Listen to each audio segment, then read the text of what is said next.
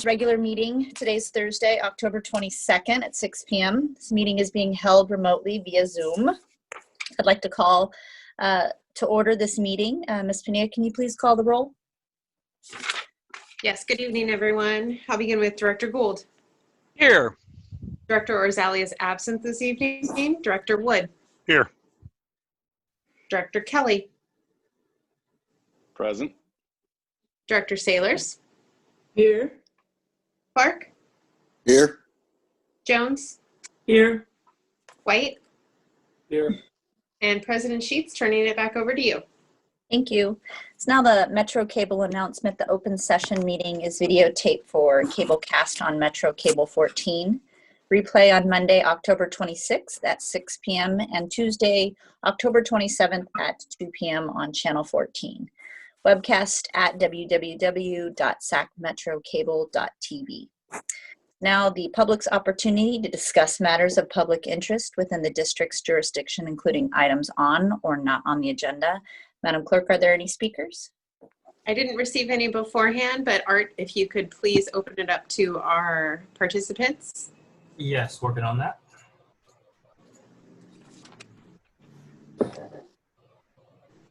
Hello, attendees. You have the ability to unmute yourself if there's anything you'd like to talk about.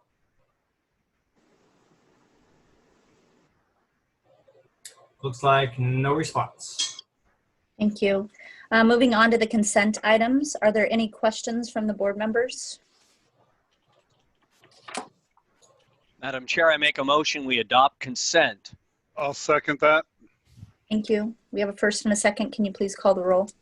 Director Gould. Aye. Wood. Aye. Kelly. Aye.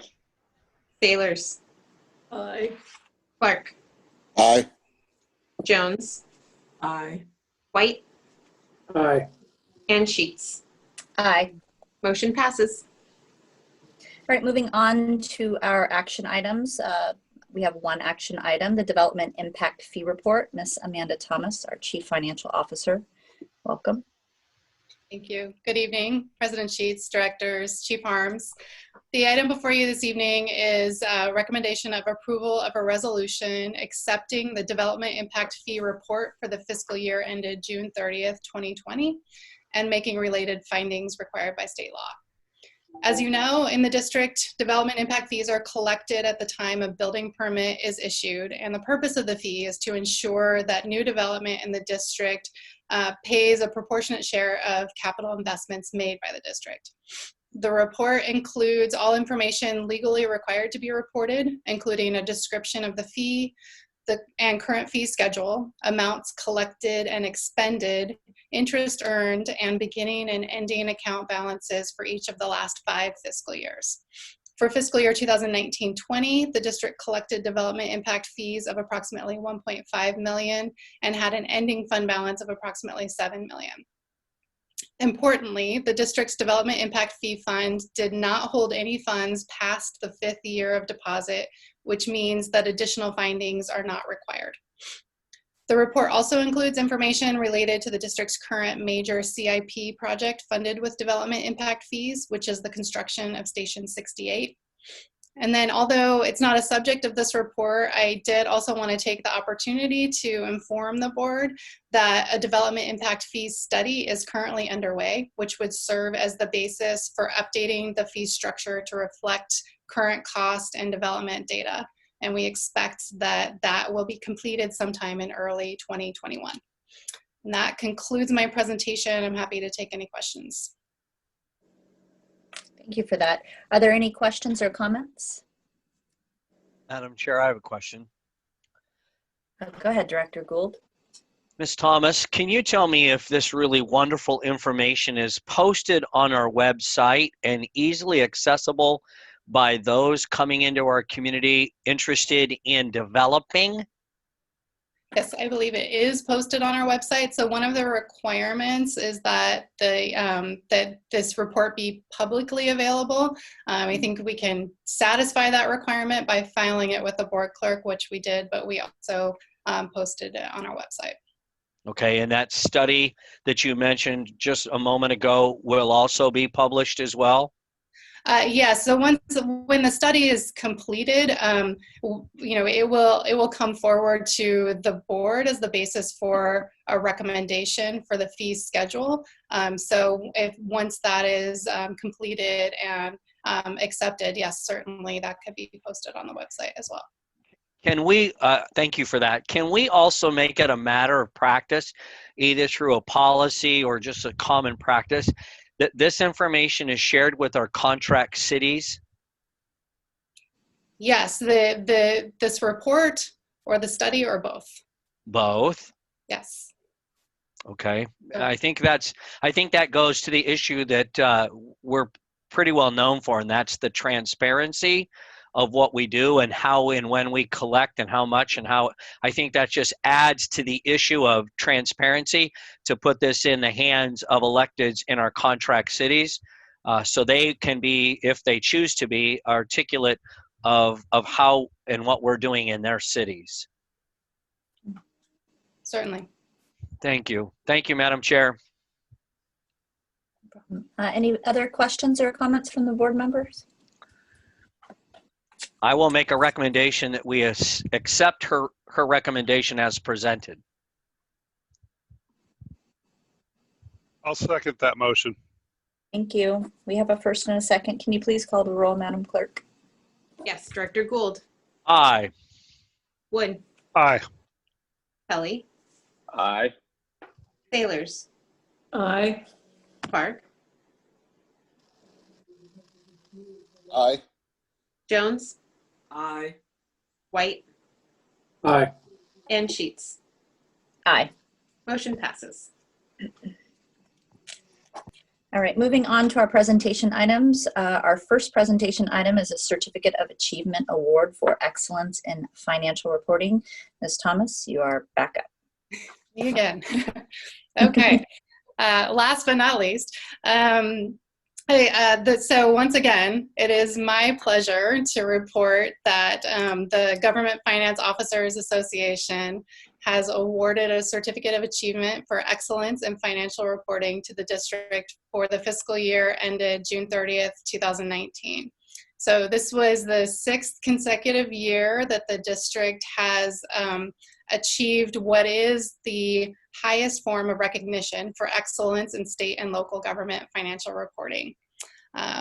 In presenting this award, I would like to especially recognize the efforts of the district's controller, Ron Empedrad, who every year takes the lead on producing this really top-notch document, as well as Marie Jones, who is responsible for making the CAFR look the way that it does. Of course, none of this would be possible without the people behind the scenes, both in the finance division and in other divisions throughout the district. And I do want to thank and recognize them for their many efforts as well. And that concludes my presentation. I'm happy to take any questions. Thank you. That's wonderful news. Any questions or comments from any of the other board members? Thank you for the presentation. President Sheets, I have a question. Go ahead, Director Gould. It sounds like this is a document that should go along with the two previously discussed documents to the contract cities. Should put it right on top. I'd be happy to do that. I will point out that this is a document that is also available on our website. Right. And along with many, many other financial reports on our finance division website. Yeah. So I would encourage everyone to check that out. But if we would like to forward electronic copies along, we can certainly do that. Yeah, I just think that this is such a powerful piece for the fire service when we can show to the communities of this transparency and that we're being recognized, but somebody that really doesn't have a dog in the fight, so to speak, that it really speaks volumes to everybody at this institution who wants to remain transparent with all of our financial dealings. I mean, ultimately, us politicians, we take an oath, and one of our responsibilities is the fiscal stability of this agency supported by all of you. So I think it's time to blow our own horn to these folks to say, look at what we're doing. I mean, it's pretty significant considering some of the history. If you go back a couple of decades, and many in this room can appreciate that this wasn't so much the impression that the fire service had in our community. and we've come leaps and bounds in a couple of decades. And so I really think this is one of those that needs to be included in those other documents. Thank you, Madam Chair. Sure. Any other questions or comments? All right, thank you for that. Moving on to the second presentation item, 2020 Strategic Plan Review. Chief Harms. Good evening, directors. Grant, thank you for your comments. I will have to say that Amanda did not want to put this on the presentation tonight. She wanted it to be a just a item under the consent, and I made her put it on there, and she was not happy with me. But thank you for the comments. That I agree with you. These are the things that we have to celebrate and that we bring forward. And Amanda, I can't see you because they brought it up. I know she's probably scouring at me somewhere right now. There she is. Is that I think it's so important that when outside agencies that look at the finances of organizations all across the state, and if you look at a lot of organizations, they get in trouble not because of bad people, but because of financial decisions that were made. And I think it's so huge that this is the 6th year that Metro has been recognized. So thank you for doing that. I'm sure it embarrassed her, and it worked out well for me too. It was one of the few times I had to tell Amanda to do something, so thank you. Tonight, folks, we're going to do a kind of just a brief review of our 2020 strategic plan. I believe this week Melissa was able to finish up really the plan itself and be able to send it all out to you kind of in a different format that if you remember, it was about a year ago that we sat down with Tim Duncan and went through, and it was a really a spreadsheet. And I think what Melissa, and thank you, Melissa, you did just a great job of taking that information and putting it into a plan that we can put out, as Grant would say, on our website, and to the folks that are out there, that this is where Metro is and this is where Metro is going in the future. For me, it was, when I came, it was a strategic plan that was in place. And I've found that in my career is assuming a plan that you had no ability to put input into was kind of hard to figure out where it was going. And at the time, there was really a complete change of the command staff. So I think we did a good job of taking the direction where it was going and continue it on. But the difference for me is this is really our plan now. This is a plan myself and the command staff and the professional staff have been able to come together to be able to do that. We had originally planned, and it was a good plan in February, that we would take one of these board meetings and do a retreat like we had done in the past and bring us together for an extended period of time. But because of COVID, and even though we really thought it was going to be maybe a shorter period, and it's become longer, really tonight what I wanted to do was an overview, and if any of you have any questions along the way, I do think it ended up being a very good thing, because what I realized, and a lot of us as we went through it realized, is that we have been able to accomplish more than expected, even with the COVID impact that was going on. So if you have any questions along the way, either raise your hand or just yell out. If you remember, we had a special meeting on November 9th. Tim Duncan came in. We went through and had a lot of conversation about transparency in the district and deliberately taking a path as we move forward.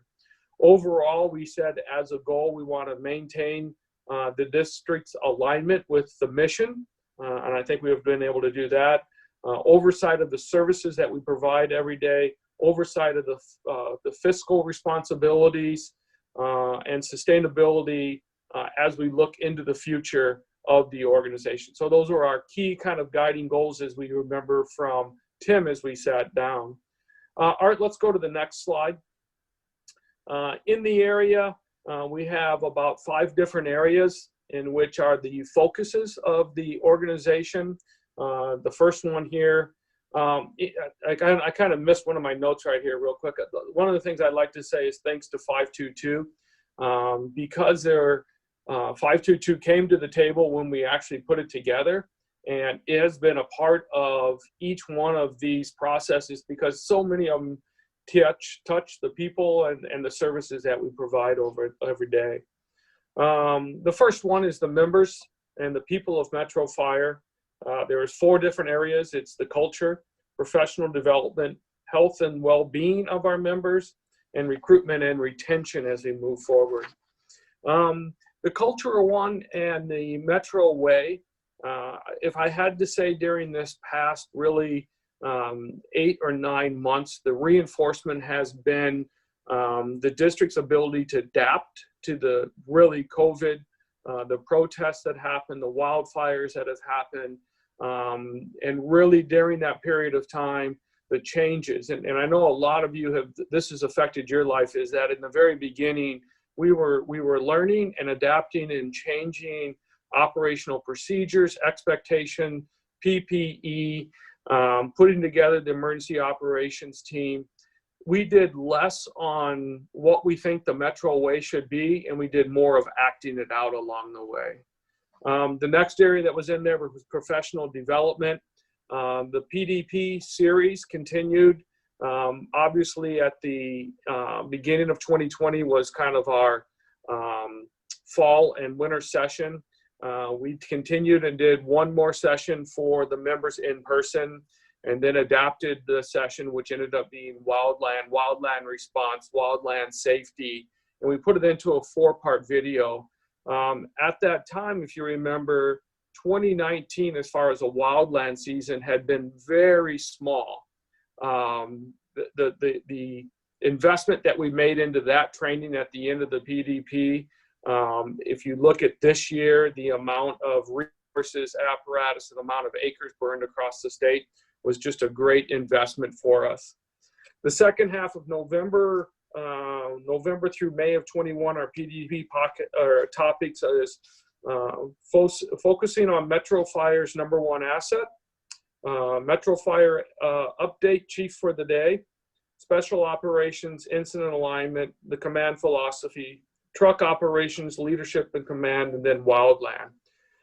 Again, is that the basis of the professional development, if you look at the front end of it, is a lot on leadership, and it covers everybody within the organization, whether you're out on the line or you're part of the professional staff. As we transition into 2021, it becomes very operational. Again, this year it lines up well for us, is that in the spring we will have a battalion chief's exam, and we do expect now to have a captain's chief. So leadership followed by tactics, and then we'll have the exam. So I like the process of that. You're laying out expectations before that somebody has a opportunity to promote within the system. The next one is health and well-being. A lot of things as far as our health, our physicals, those opportunities were shut down over the last period of time. It has been just recently that we've been able to open back up to have our physicals again. Some of the items that are on there are some of our long-term type deals. But one of the things that the district invested in, and very early when we got here, was our mental health. And during this last period of time, those investments that we have done have really paid off for being able to move forward. We were able to have some meetings this week about what does some of the future of that look like. Some of it is the providers that are out there, vetting providers, and then finding really facilities that for our folks that are struggling, the ability to get those into the facilities that really meet the needs for our folks out there. Another neat thing that is coming out here real soon is that not always we find that some of the information that is shared in a fire station makes it all the way home for the family.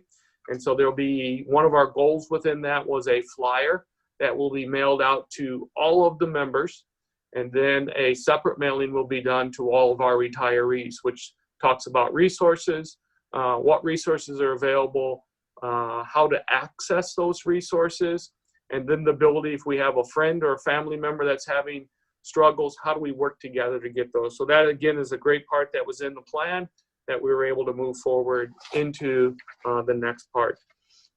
The last thing in the member side of it was recruitment and retention.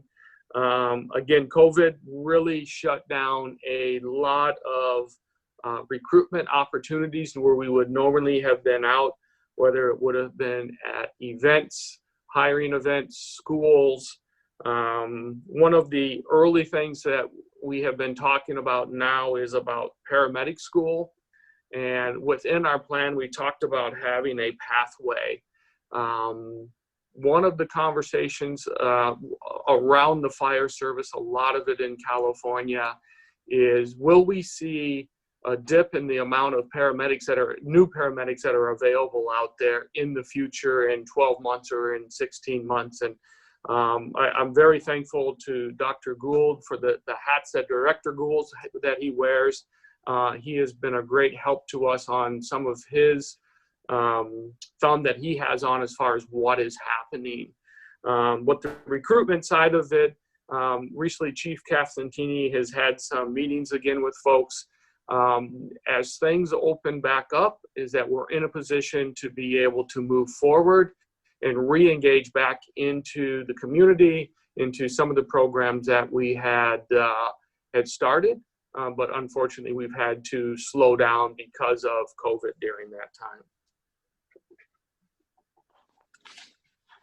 Moving on to the next area is Art. The next one, please, is service delivery. The 4 areas on service delivery is best practices, the administrative coordination, sustainability, and accreditation.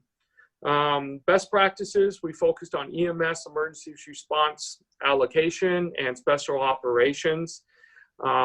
During this past year, again, a lot of focus was on our EMS response, changing procedures on the guidelines of county health, updates on our PPE, maintaining our supply of PPE, and then giving our members the tools to be able to be successful, whether it's a treatment or questioning or, you know, to a point where we suspect someone had COVID, is setting up the ability that we limited our exposures. Very different than maybe an approach that we had taken in the past where you had one member approach, do some questioning from the exterior, all things that are necessary. Again, good communications out of EMS, the troops in the fields being able to adapt to that. And I think one of the things, again, going back to what we talked about, the Metro Way and communications, we truly needed to adapt to our environment, which is a normal training environment where we bring people in, is to reverse that and send it out. And being able to come out with a daily IAP, then we went to a weekly IAP where you had the information, you had one spot to be able to go to it. You could look at it off duty, on duty, became really key. I'm very happy when we talk about best practices is the ability of transitioning away from the emergency operations team, but still being able to do what we're now calling the FDC, or the Fire Department Connection. And every 2 weeks now, we have really a guideline that comes out.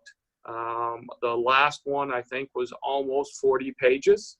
And it's a mix of electronic, video, photos, links. But again, one place, one stop, you can go and find out the information that's happening in the district. I think that one place, one stop is so important because, like all of us, we just get a ton of emails. I know that I was just trying to figure out which email got me to tonight's meeting and going through them and looking for them. With this, you can type in FDC, it takes you directly to it. You can go to the app, you can look at those things, and it brings it up immediately. So good stuff from the group down there, good stuff from the training side of it. We continue to work, even with the pandemic, with our COVID response units. We do have funding from the county to carry us through the end of the year. Those units are up, and I just got a text just by 20 minutes ago from Dr. Mackey of the good work that they're doing. And then the other expansion is the MIH. For some of us, since I got here, and some of you board directors, that has been a long process. We are in still the side of developing the RFP, or the RFP is out for the provider, and we will continue in 2021. Will be exciting. It falls directly in place with our EMS and with our service delivery. Special operations, 12 programs. Everything that from the ARF program and the ARF training that happens out at McClellan to the CERT program. The investment in CERT once again showed off in COVID, where they spent multiple weeks over at Cal Expo manning really the traffic and the movement of people in and out of there. And our CERT people did just an outstanding job for being able to stand up and be able to do that.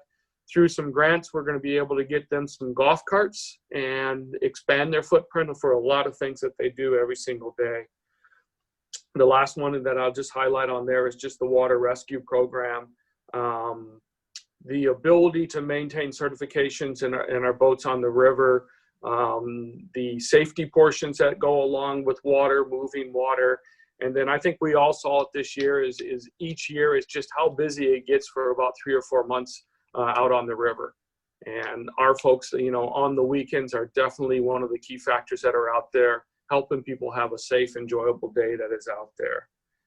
The next area on the administrative coordination, if you remember, it was about fire dispatch and some of the challenges that we've been having at fire dispatch.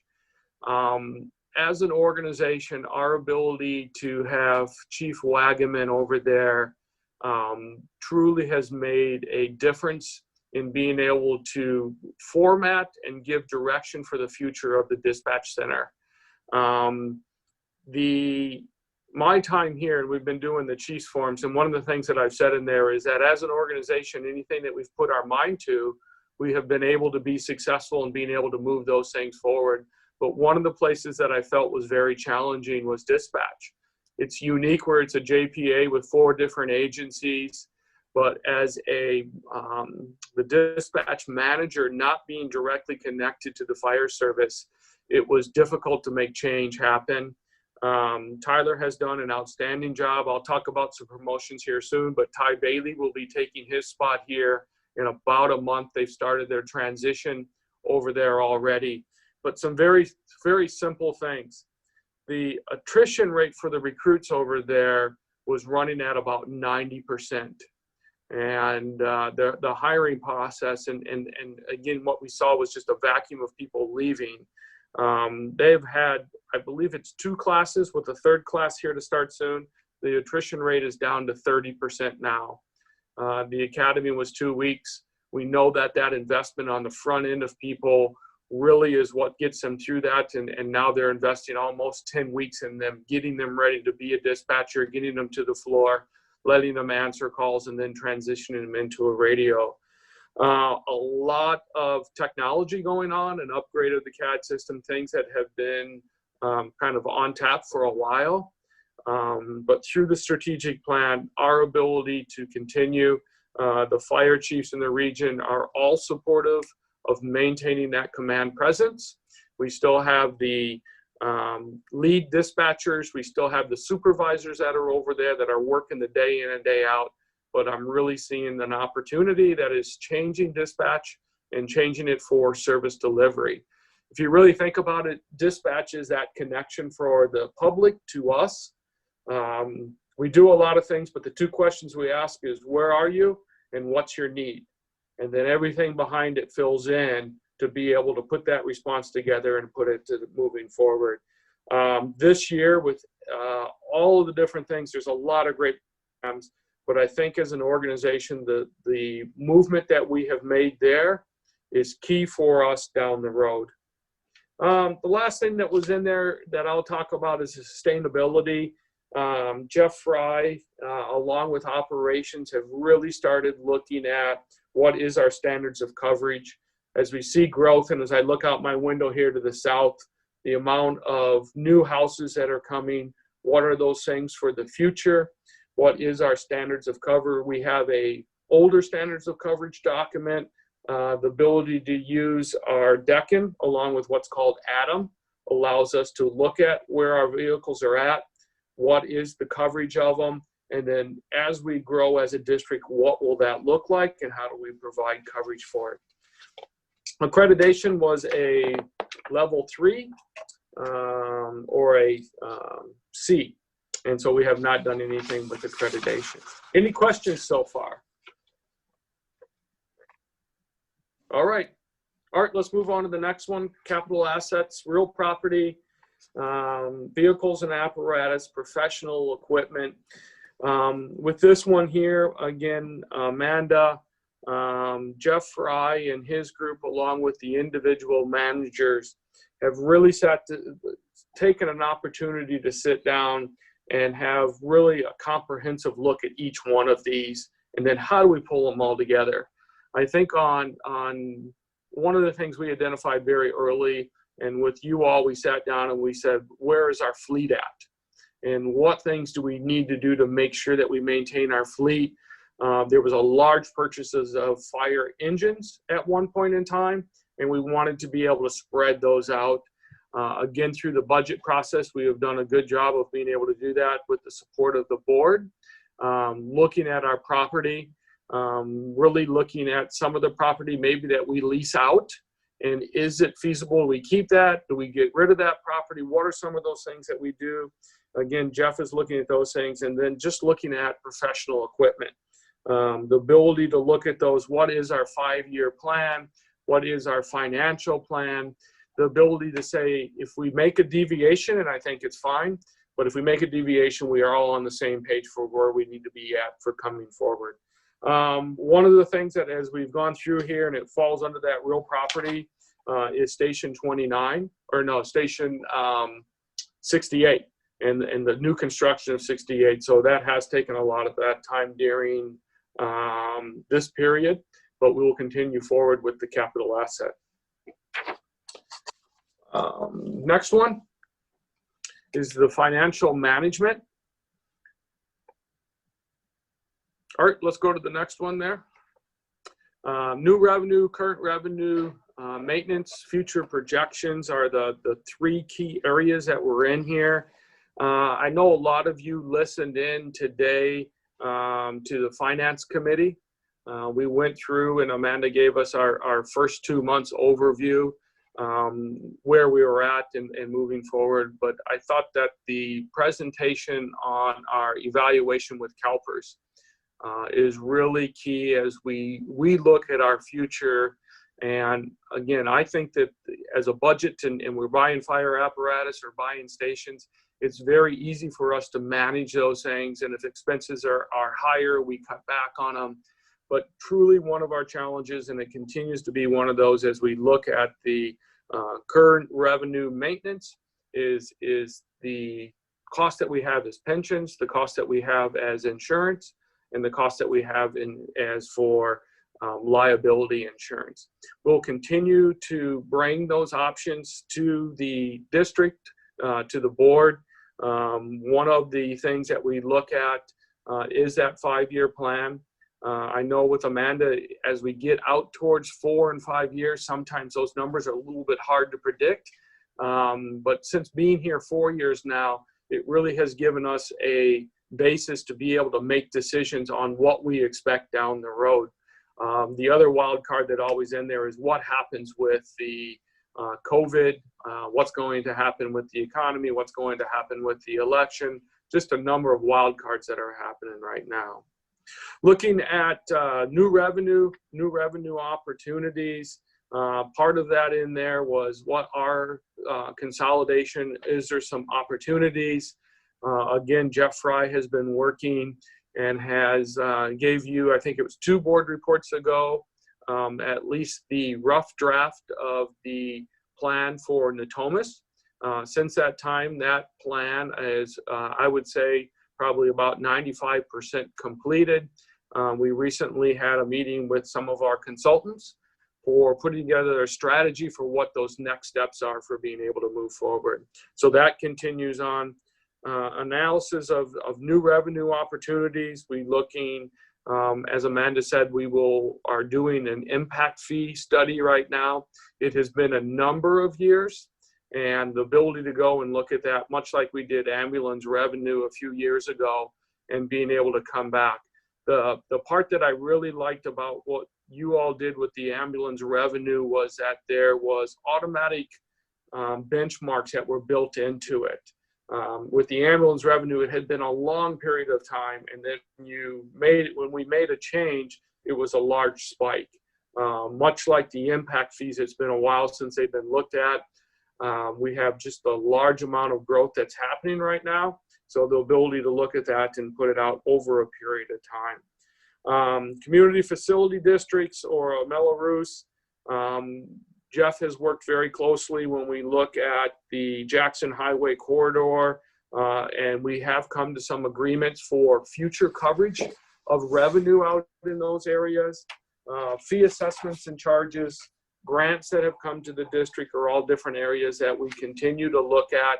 Our group has been just very successful with grants and being able to look at those grants for being able to move in the future. All right, let's move on to the next one. Probably the last one. Let me just move back one. The last one that we will do in the revenue and maintaining revenue, and is just getting kind of off the blocks now, is a fee study of community risk reduction and looking at our inspections. The cost that we have there, again, we have not done that for a while, so we'll do that again in the future then. External engagement. 3 main areas was our partners, our communications and marketing, and our community outreach.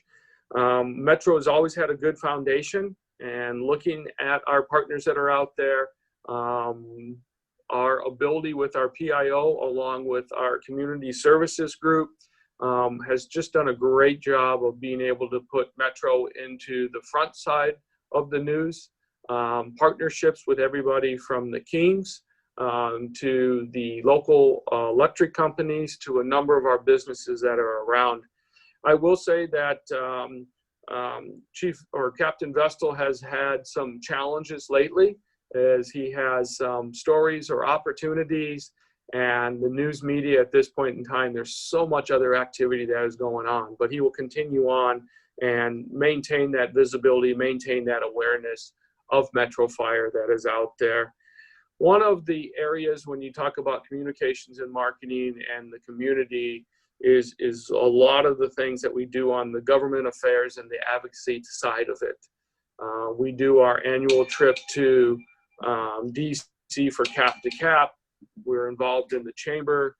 We have our 2x2s with the county, Citrus Heights, Rancho Cordova, a lot of activity and relationships. And I think you wonder sometimes, is the investment that we're doing and the communications that we're doing, is there a payoff for those on the other end of it? If you remember in August when we had our demand letter from the county, our ability to reach out to those elected folks, to reach out to those people that have supported us, across the board, what we got was positive responses. And I think the best one is that people said, we like Metro Fire, we don't want to change, we don't want someone else providing the ambulance business. What do we need to do to help you?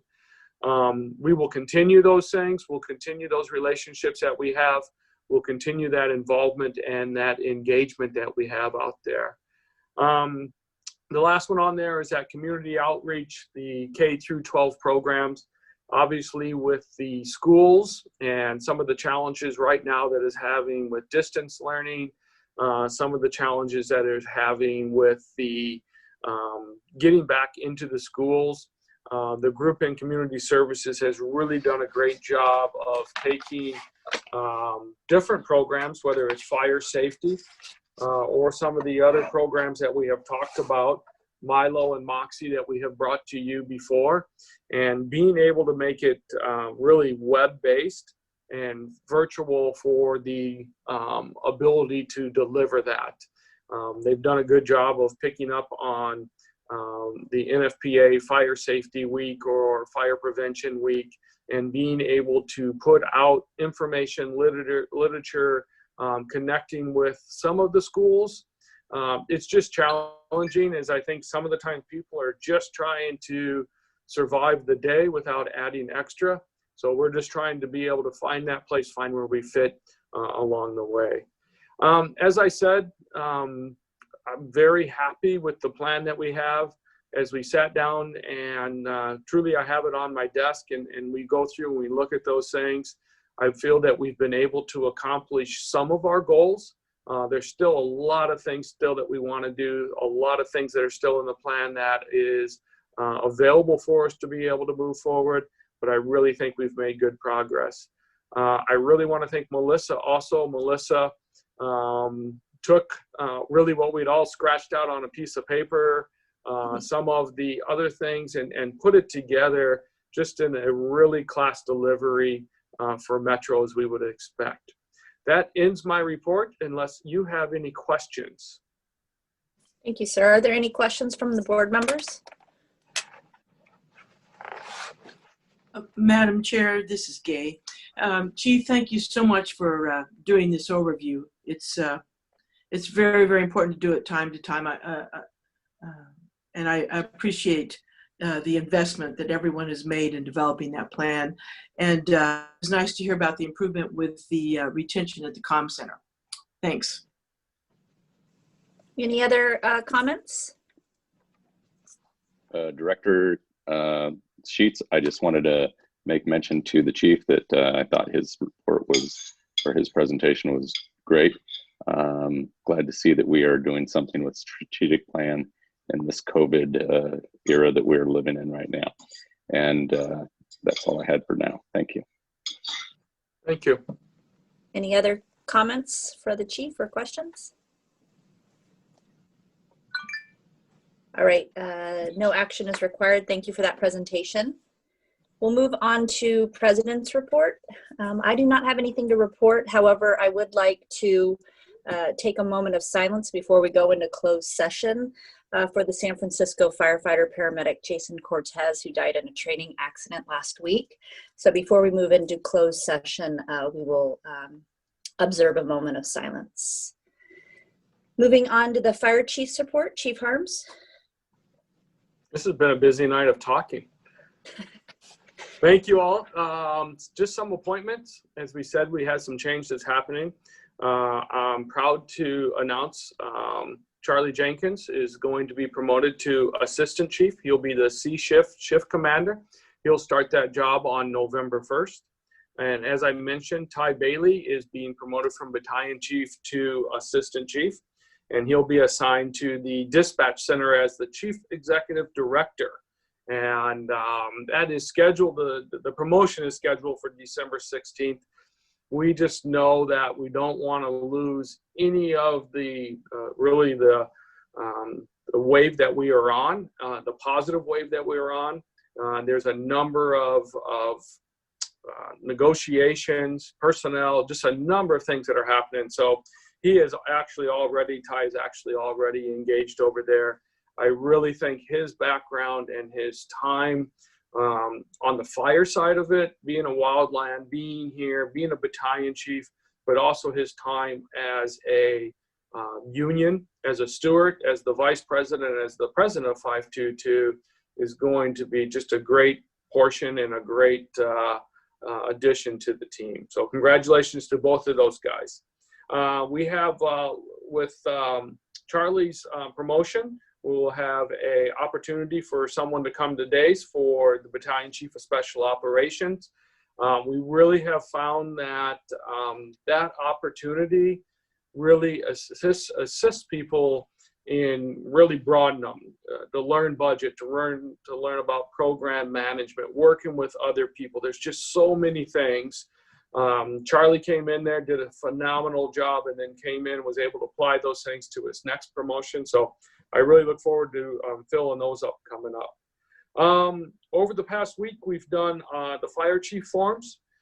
We have 8 sessions scheduled. We have 2 more for tomorrow, and then we're done.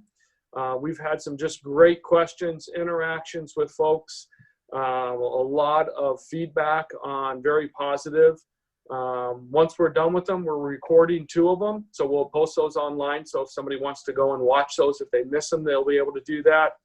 Plus, I had reached out to about 20 folks and took questions on what's being talked about at the kitchen table. There was just no way to get through all that information, and so we're going to send out that information also. We had a badge pinning on the 13th. We have 13 new SRPs, 8 paramedics, and 5 EMTs, and I believe probably 3 or 4 of the EMTs will be paramedics real soon. On the 15th, we had a meeting of the Sac County Fire Chiefs. Yesterday, we had a meeting with the battalion chiefs, all 3 shifts.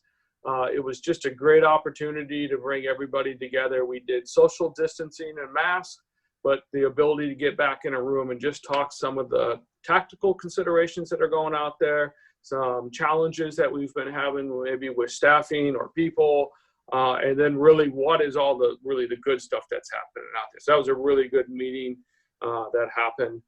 I also attended the Homeland Security, the State Homeland Security Advisory Committee. It was pretty much depressing, but it is a meeting that I am responsible to be to. The last thing or 2 last things here is just, again, a great job by all the people over in finance and all the members of the district being able to receive the comprehensive annual financial report award for the 6th time. It really is a great honor.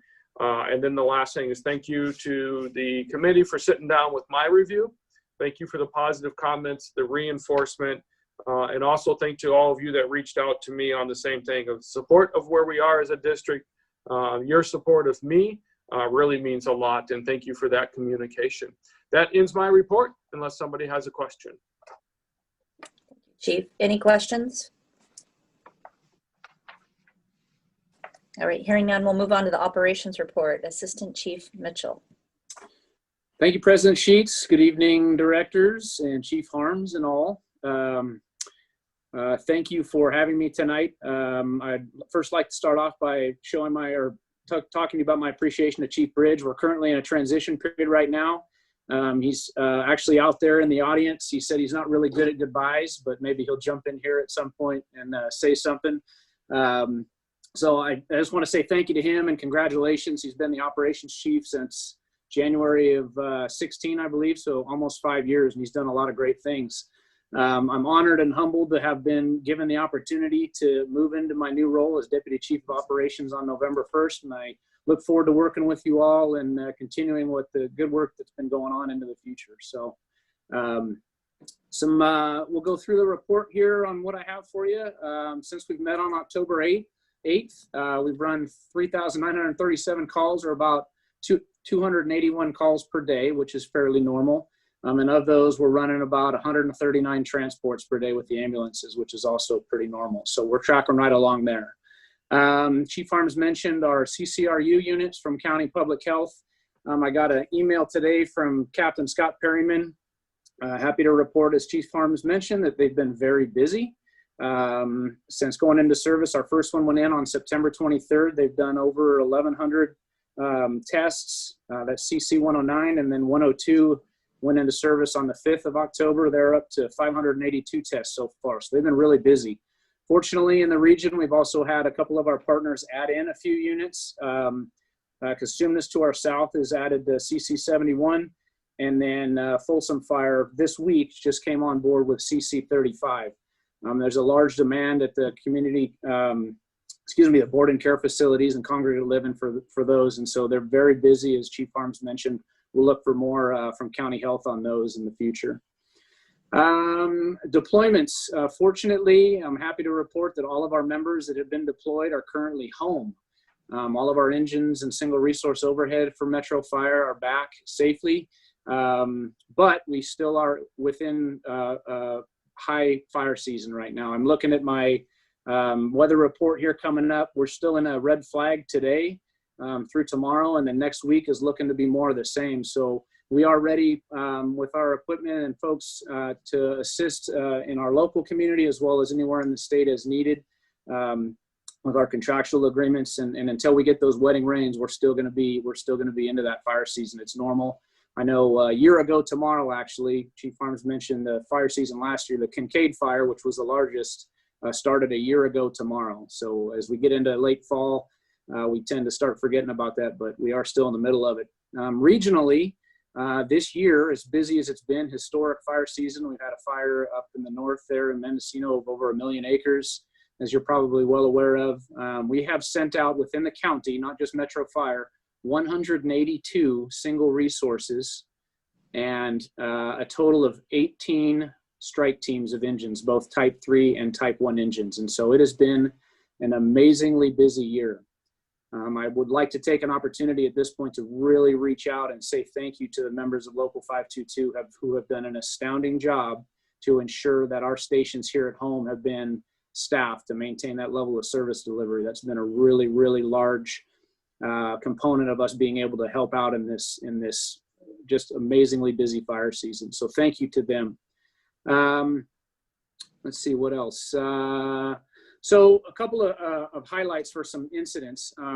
Last night, A-Shift had a call in the evening out on the river. We got a phone call or a call for service from our partners at County Parks for a missing individual. When our units arrived, we were able to mobilize. We did a risk assessment, and fortunately, because of the resources that we have available and our relationships we have within the county that I know Chief Harms had mentioned as well, we were able to bring back a crew and have our helicopter assist, as well as our UAV program. We had a boat on the water. We also had shore-based search going on. We had a person who was reported, an older gentleman, along the river. His son was fishing with him. They couldn't find him.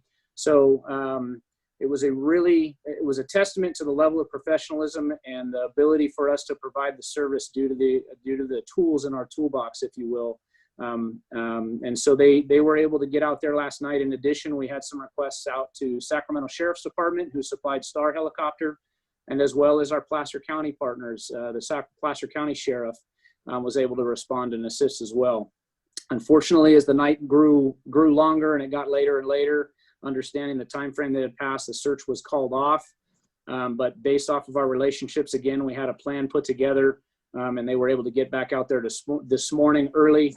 And it's not the best outcome as far as what we had hoped for. Unfortunately, it did locate the gentleman who had passed away.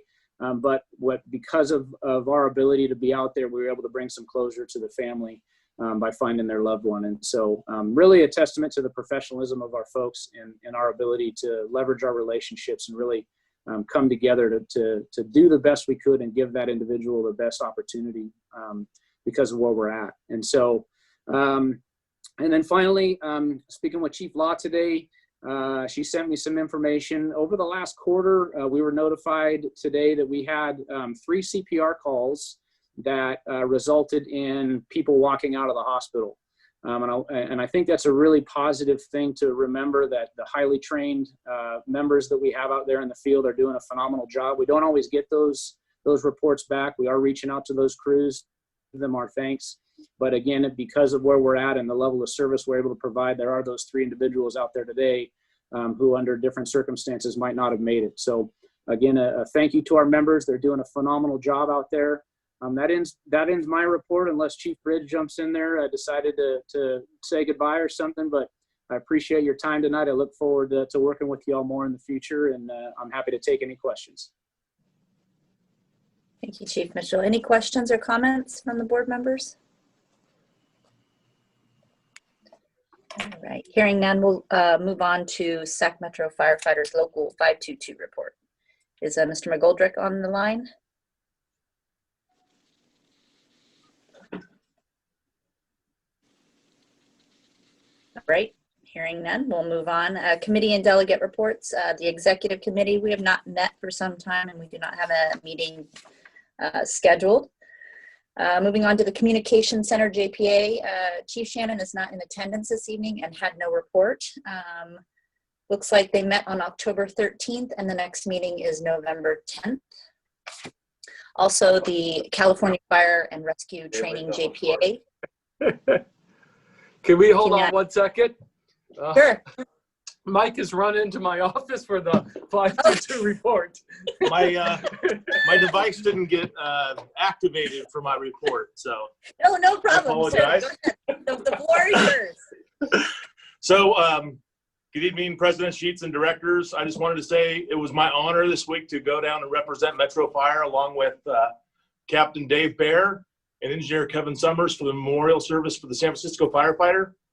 It was an awkward situation because of COVID, but they did the best they could. It actually turned out really nice. So I appreciate you asking for a moment of silence. So that's all I have. Thank you, sir. Where did we leave off? Looks like California Fire and Rescue Training, JPA, Chief not in attendance. Looks like they do not have a meeting scheduled. Moving on to the Finance and Audit Committee, Director Wood. Thank you, Madam Chair. Finance and Audit Committee met tonight. We heard two presentations from CFO Amanda Thomas. The first one was the update on our financial report out for the first 2 months of this fiscal year. And just in short, we are trending slightly below budget on our revenues, and we are slightly exceeding on our expenses. We'll take a look at that again and talk about whether or not any adjustments need to be made mid-year. There are no meetings in November or December unless something does come up and we get called. Otherwise, we probably will not be back together until January. Thank you, sir. Moving on to the Policy Committee, Director Gould. No report. All right, we'll move on to board members' questions and comments, and we will start with Director White. Well, thank you, President Sheets. First, I just want to congratulate both Chief Charlie Jenkins and Ty Bailey on their promotions to Assistant Chief. I know they'll do well in those roles, and they've worked hard to get there. Additionally, I want to commend Amanda and her team for the CAFR Recognition Award this year. Even though it's become somewhat routine for them, it's still very impressive that, you know, annually we have a comprehensive annual financial report to that standard. So I appreciate that. Also, I was impressed to hear about the 3 CPR saves, and I had a question for Operations Chief Mitchell, if he's available, or Bridge, whichever one wants to respond. But I'm under the assumption that these were 3 people who were discharged from the hospital with neurological faculties, and that we received that feedback or follow-up information through the CARES registry. Do we know if that's accurate? Yeah, Director White, yeah. So the information I have is that we received word directly from the hospital that they were, and I'm not exactly sure from Chief Law, I can check into that, but yeah, they were in neurological function intact, walked out under their own power from the hospital. Well, outstanding. I'm very happy for them and their families, and I think that's just some outstanding work by the members of Metro Fire. So with that, I just also want to add, I appreciate the presentation on the strategic plan, and I like to see the district's focus on not only continuing to build, but maintain the relationships we have. So thank you. All right, moving on to Director Jones. Thank you, Madam President. First of all, ditto to everything Director White said. Thank you for taking care of a lot of very, very positive comments. The second one is just to let the board know that I was reelected to the Cal-LAFCO Board of Directors. That's the state association for LAFCOs. So I will be able to continue to represent Metro Fire and special districts at that state association level. So I was fairly happy about that. Sometimes it's a bit of a challenge, but we'll trudge on. The third and final item is I wanted to say thank you to Director Gould, because you're cheerleading about the fiscal reports, and to make sure that that is communicated to all of our contract cities as well as on the website. Great move, great idea. Thanks again for being such a good cheerleader for Metro Fire. Madam President? Thank you. Moving on to Director Clark. Yeah, Madam Chair, I don't have much to add to what my previous board members have said, except I just want to congratulate our CFO again for another year of the Financial Excellence Award. Want to congratulate Ty Bailey and Mr. Jenkins for their promotions. Chief, that was an excellent report on the strategic plan, and we're moving forward as usual. That's all I have to add, Madam Chair. Thank you. Thank you, sir. Director Wood. Yeah, thank you, Madam Chair. Just echo everything everyone's already said, including best wishes and congratulations to Chief Bridge on your retirement. We will miss you. You will be missed. And to now Chief Mitchell and Chief Jenkins as well on their promotions. Look forward to working with them. And lastly, I think I just want to make sure it's been kind of a hell of a year this year, and now that it's almost over, I think it's just time to make sure everyone knows from the front lines to the office how much everyone in this community appreciates all the work they've done and everything they've given this year to make sure that our people stay safe. And so thank you. Thank you. Director Gould. Thank you, Madam Chair. Just dittos to everything that's been said. I look forward to the moment of silence to honor the firefighter who passed away. Obviously, that's a big deal. And then tonight, before we started the meeting, I had this thought that, you know, there's a lot of men and women in our world have sacrificed ultimately to have an opportunity for us to pledge to the flag. And so I just proposed to this group that we start all subsequent meetings by standing and pledging allegiance to that flag. I miss that dearly.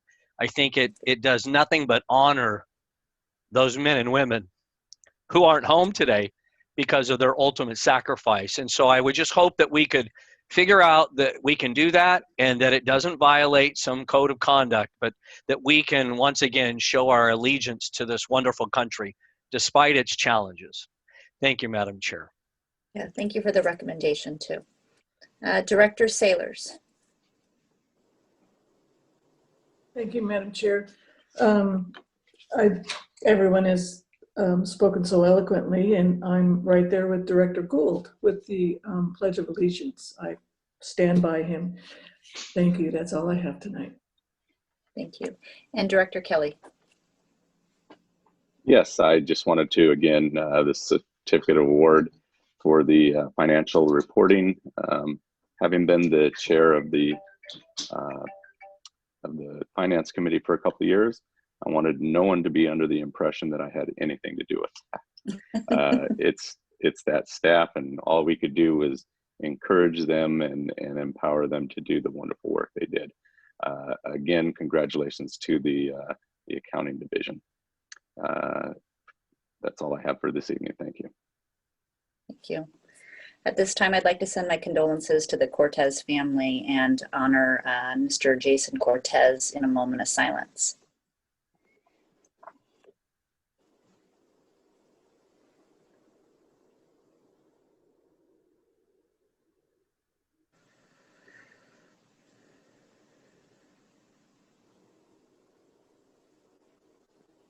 Thank you. We'll move into closed session.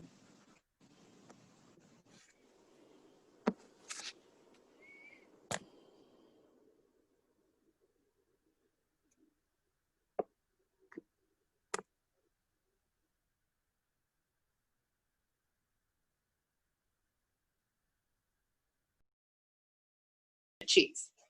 All right, moving back into open session, we'll have General Counsel Lava report out. Thank you, Board President Sheets. The board met in closed session pursuant to Government Code Section 54956.9 in order to discuss the civil litigation case identified in the closed session agenda. No reportable action was taken. Thank you. Thank you for that. At this time, we're going to adjourn. Next board meeting will be November 12th, 6 p.m. Have a good night, everyone. Good night, everybody. Oh, Good night, everyone. Good night, all. Good night.